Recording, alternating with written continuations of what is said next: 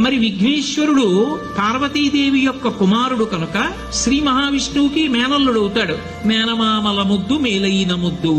ఓసారి ఎందుకో వైకుంఠానికి తీసుకెళ్లాడు. మేనల్లుడు కదూ సంతోషంగా తీసుకెళ్లి అక్కడ సుదర్శన చక్రం పెట్టుకున్నాడు.